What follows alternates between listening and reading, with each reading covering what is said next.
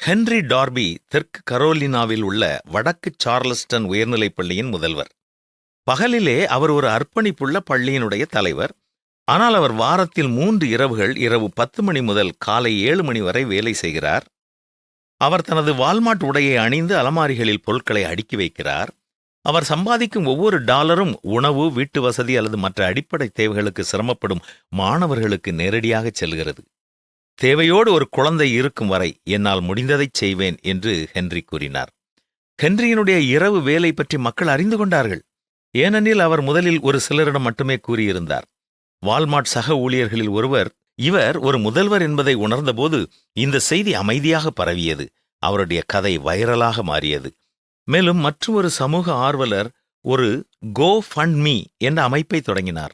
இதனால் ஹென்றி இன்னும் அதிகமான மாணவர்களுக்கு உதவ முடிந்தது. குடும்பங்கள் வாடகை செலுத்தவும், விளக்குகளை எரிய வைக்கவும், எந்த குழந்தையும் பசியுடன் படுக்கைக்கு செல்லாமல் இருக்கவும் உதவுவதற்காக அன்பான அந்நியர்கள் $1,90,000 அதிகமாக நன்கொடை அளித்தார்கள்.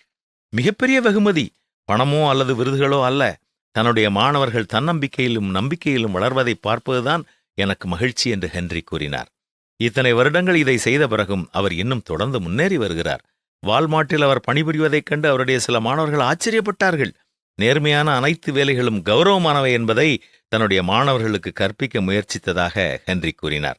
அதுதான் உண்மையான அன்பு. நாம் அன்பினால் ஏவப்பட்டு இன்று செய்யப்போகும் காரியம் என்ன? சிந்தித்து பார்ப்போமா?